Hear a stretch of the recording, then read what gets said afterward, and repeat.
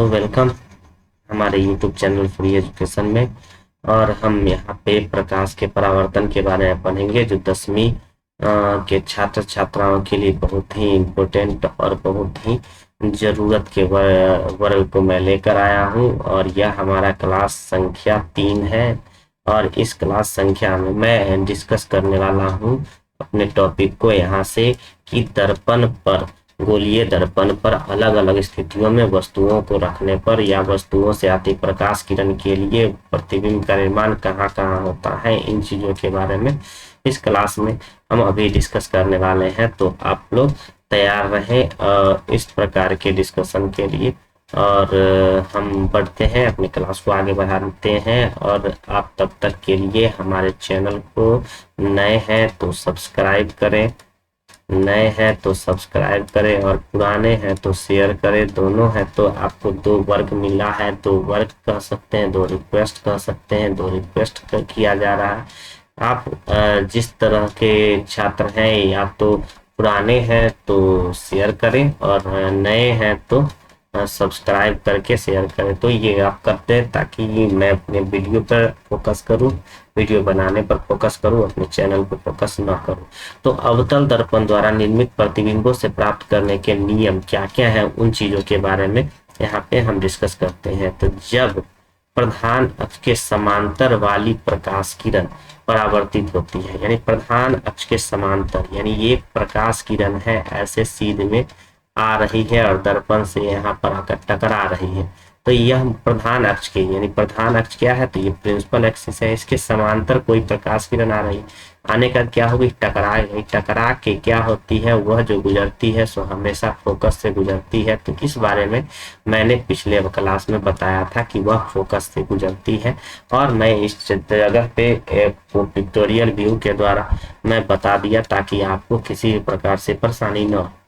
दूसरी मैं बात करूं तो जब प्रकाश किरण वक्रता केंद्र की ओर तरफ से गुजरती है, तो यह हमारा प्रिंसिपल एक्सिस है, यहाँ वक्रता केंद्र के तरफ से गुजर रही है, वक्रता केंद्र की तरफ गुजरती है। तो इस कंडीशन में जो होता है, तो क्या होता है, तो इस कंडीशन में जो होता है सो प्रकाश किरण जिस पाथ पर होके आती है उसी पाथ से वापस लौट जाती है।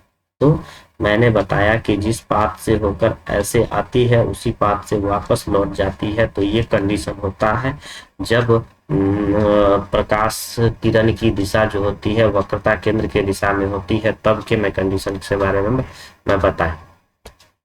तो इसी तरह से अलग अलग कंडीशंस के बारे में मैं बताने जा रहा हूँ। यहाँ अगला मेरा जो स्लाइड है, अगला जो हमारा पेज है, उस पेज में मैं बताऊं नियम नंबर 3 कि जब प्रकाश किरण फोकस से होकर गुजरती है, तो आप देख सकते हैं एक प्रकाश किरण है ऐसे आ रही है, ये प्रकाश किरण ऐसे आ रही है और कहाँ पे गुजर रही है, तो यहाँ देखिए ये फोकस पर होकर गुजर रही है। तो फोकस पर से गुजरने के बाद दर्पण से टकराएगी और टकराने के बाद जो होती है मुख्य अक्ष के समांतर हो जाती है।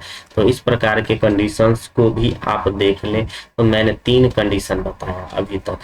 3 कंडीशन क्या बताया, पहला बताया कि मुख्य अक्ष के समांतर, मुख्य अक्ष के समांतर, अक्ष के समांतर हो तो मुख्य अक्ष के समांतर प्रकाश किरण हो, तो मुख्य अक्ष के समांतर हो तो F से गुजरेगा। दूसरा हमने बताया कि वक्रता केंद्र के दिशा में हो, वक्रता शायद दिख रहा नहीं दिखा, तो दूसरा हमने बताया कि वक्रता केंद्र के दिशा में, दूसरा हमने बताया, यहाँ पे मैं लिख दूं, दूसरा मैंने बताया कि वक्रता केंद्र के दिशा में, केंद्र के दिशा में हो प्रकाश किरण,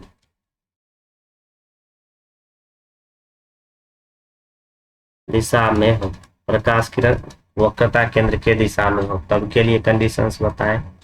और मैं तीसरा जो मैं बताने जा रहा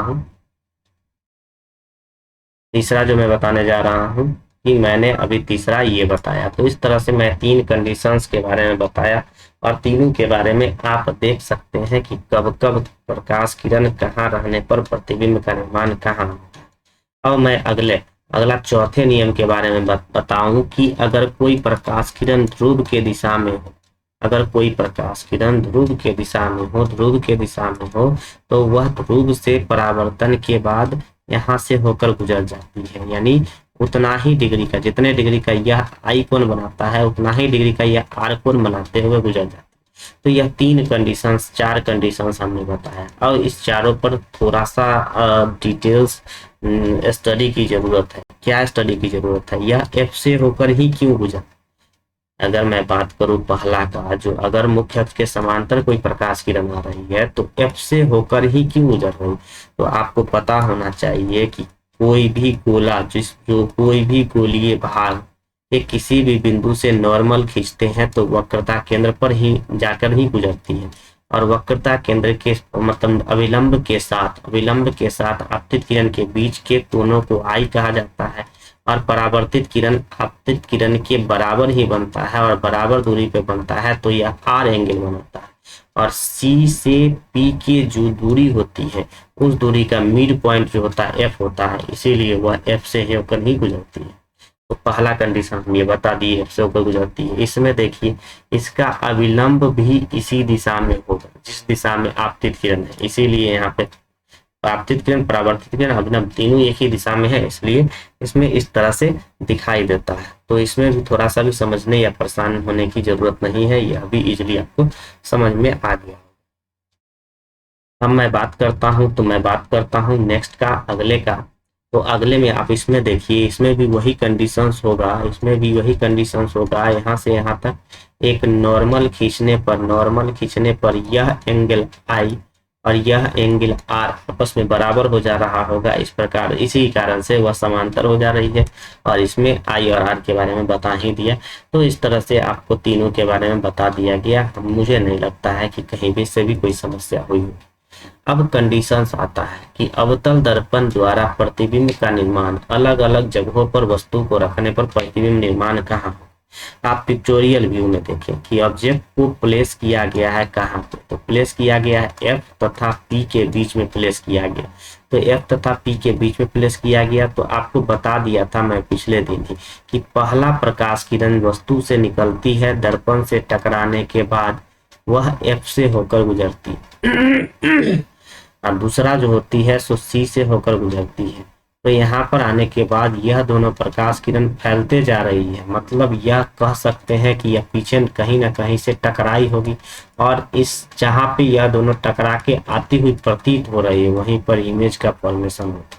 तो ऐसा कंडीशन होता है कब, किसी अवतल दर्पण में क्या कंडीशन होता है कि वस्तु को ध्रुव और फोकस के बीच में रखा जाता है, तब फोकस और वक्रता केंद्र से होकर गुजरने पर, प्रकाश किरण गुजरने पर लगती है कि पीछे कहीं पर टकरा के लौट रही है, और जहां से वह टकरा कर लौट रही होती है वही प्रतिबिंब निर्माण होता है। तो इसका निर्माण कहाँ होता है, दर्पण के पीछे होता है। तो हकीकत में टकरा रहा है या प्रतीत होता है, तो सिर्फ प्रतीत हो रहा है कि पीछे कहीं ना कहीं टकरा रहा होगा, लेकिन टकराता कहीं नहीं, तो इसलिए इसको कहेंगे आभासी। अच्छा, सीधा है ऊपर की तरफ बन रहा है कि नीचे की तरफ बन रहा है, तो ऊपर की तरफ बन रहा है, तो बिल्कुल सीधा है। अब वस्तु से छोटा है या बड़ा है या बराबर, तो वस्तु से बड़ा है। पिक्टोरियल व्यू देखने से यही फायदा होता है कि सब कुछ आसानी से समझ में आता है।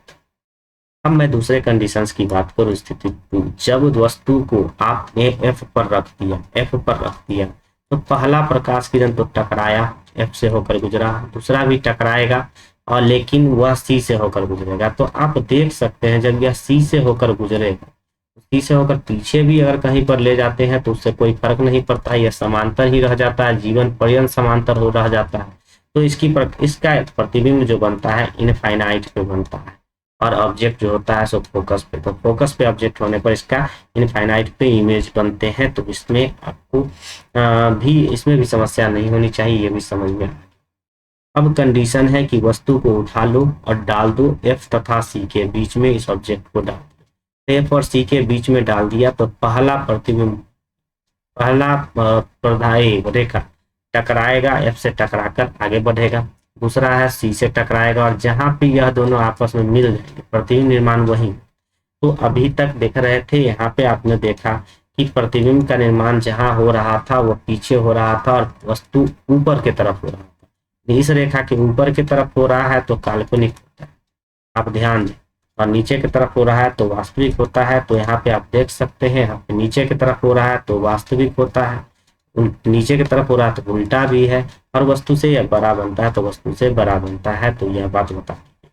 अगर अगला कंडीशन है कि अगर वक्रता केंद्र पर ही वस्तु को रख दिया जाए तो वही सेम कंडीशन, पहला टकराएगा, एफ से गुजरेगा, दूसरा वक्रता केंद्र से ही गुजरेगा, और जिस हाइट का ये होता है उतने ही हाइट का नीचे भी इमेज बनता है।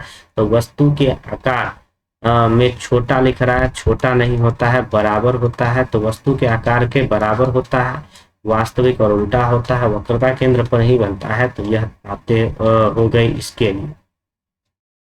अब कंडीशन है कि अगर वस्तु को अनंत तथा वक्रता केंद्र के बीच में ले जाए, तो कंडीशन वही है कि पहला आएगा, दर्पण से टकराएगा, एफ से होकर ऐसे गुजर जाएगा, और दूसरा जो है सो कहाँ होगा, तो सी से होकर गुजरेगा, और जहां पे यह दोनों टकराएगा, यह प्रकाश किरण और यह प्रकाश किरण जहां पे टकराएगी वही इमेज बनेगी। तो वस्तु यहाँ, इमेज यहाँ, वस्तु से छोटा तो वस्तु से छोटा, वास्तविक और उल्टा बनता है। तो यह बात हो गई। अब मैं बात करता हूं कि अगर वस्तु को अनंत पर रखा, तो वस्तु अनंत पर है, तो अनंत पर रहने पर क्या होता है, फोकस पर होकर गुजरती है, तो इसका इमेज फोकस पे बनता है।